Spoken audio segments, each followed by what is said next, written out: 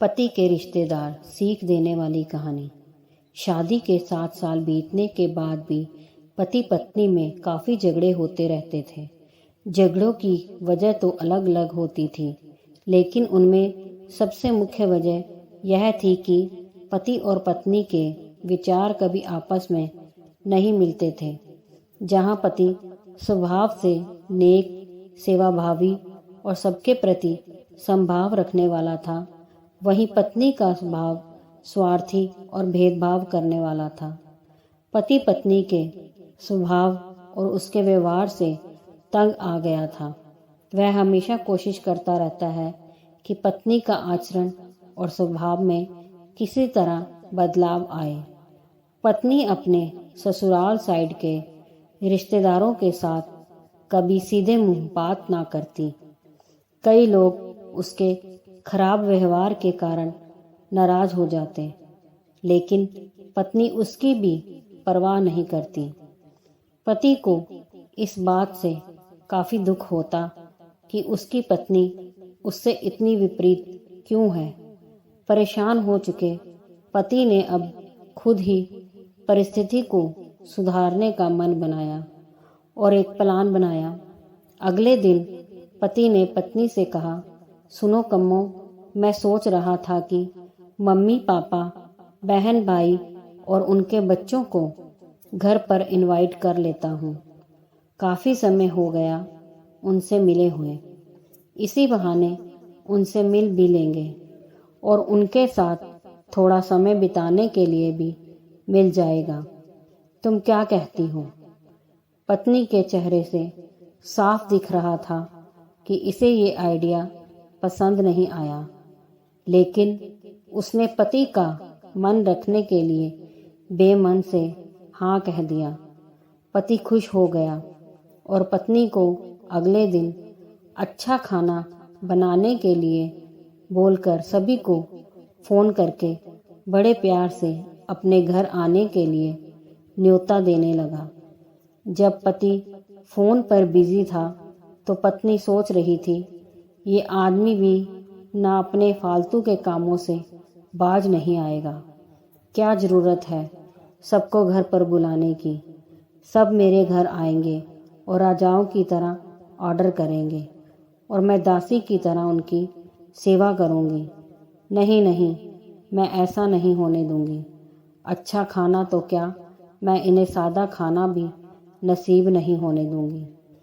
देखती हूँ कितनी देर टिकते हैं ये लोग मेरे घर। अगले दिन सुबह पति काफ़ी खुश था।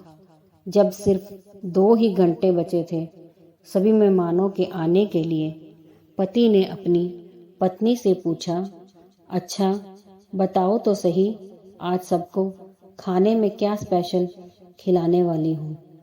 पत्नी मुंह बनाते हुए बोली, स्पेशल खाना क्यों?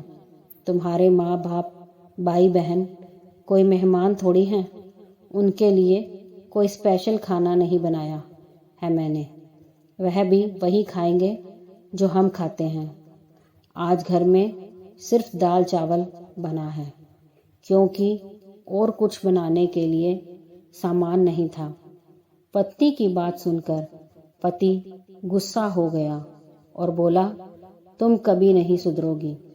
अगर घर में सामान नहीं था तो मुझे एक बार बता दिया होता, मैं बाजार से जाकर ले आता, लेकिन कुछ ढंग का तो खाना बना लेती। अब सिर्फ 1 घंटा बचा है और सभी आने वाले हैं। मैं क्या मुंह दिखाऊंगा उनको? तुम ही रहो यहाँ, मैं तो जा रहा हूँ। उनके जाने के बाद ही वापस आऊँगा, कहकर पति घर के बाहर चला गया। पत्नी को तब तक पति की बातों का कुछ फर्क नहीं पड़ा था, जब तक मेहमान घर पर नहीं आ गए। और जैसे ही सब मेहमान घर पर आए तो पत्नी के होश उड़ गए, क्योंकि भाई बहन, माँ बाप और बच्चे वह उसके पति के सके वाले नहीं बल्कि खुद उसी के थे। यानी कि पति ने अपने माँ बाप को नहीं, अपने ससुराल वालों को खाने पर इनवाइट किया था। पत्नी अब काफ़ी परेशान हो गई, क्योंकि अपने ससुराल वालों को परेशान करने के लिए ना सिर्फ उसने सादा खाना बनाया था, बल्कि खाने में ज़्यादा नमक और मिर्च भी डाल कर रखा था। अपने मायके वालों को सामने देखकर पत्नी हाथ मलने लगी। थोड़ा सोचने के बाद पत्नी ने अपने पति को फ़ोन मिलाया और कहा, तुमने मुझे पहले क्यों नहीं बताया कि मेरे मम्मी पापा और भाई बहन आने वाले हैं। तुम पहले बता देते तो मैं अच्छा खाना उनके लिए बनाती।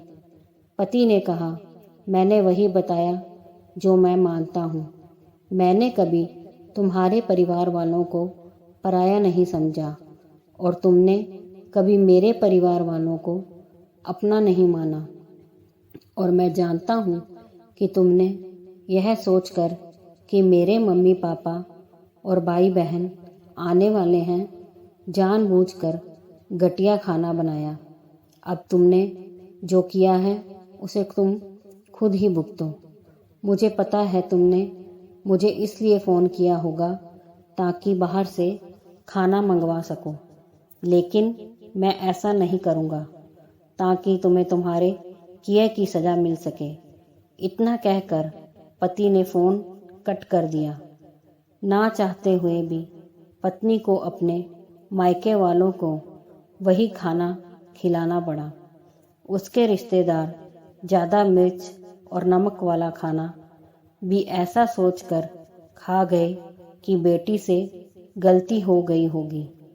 लेकिन बाद में जब दामाद ने सारी बात उन्हें बताई, तब उन्हें बहुत शर्मिंदगी हुई और अब उसके बुरे बर्ताव के लिए उसे डांटकर उससे नाराज़ होकर चले गए। दोस्तों, अच्छे रिश्ते बनाए जाते हैं प्यार और अच्छे व्यवहार से। सिर्फ खून के रिश्ते अच्छे नहीं होते।